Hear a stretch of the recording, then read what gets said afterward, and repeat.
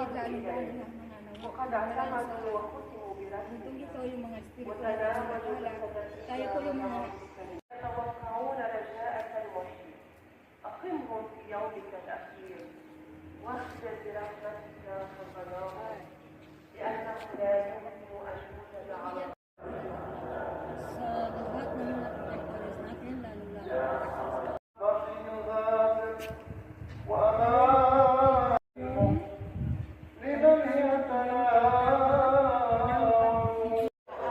Siguro talaga natulog kasi hindi ba masama ang Baga, merong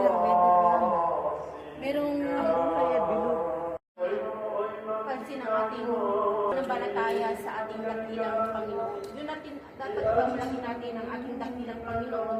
Pag po siya ang nakakatulong sa ating lahat, walang nakatulong sa atin, kundi ang ating namin natin.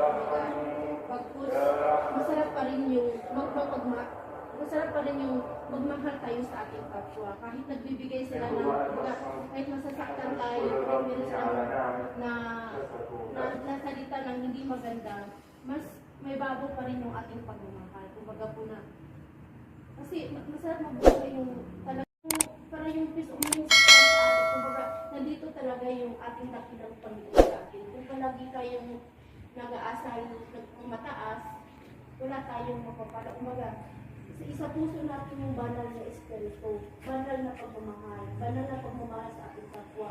Kung ano man ang iibugan nilang apoy, kumbaga anuhin natin ng malamig na salita. Kumbaga idaan na lang natin sa malamig na salita, idaan natin sa panalangin, pagpus ang mga isip nila ay yung ma-wala natin. Kumbaga,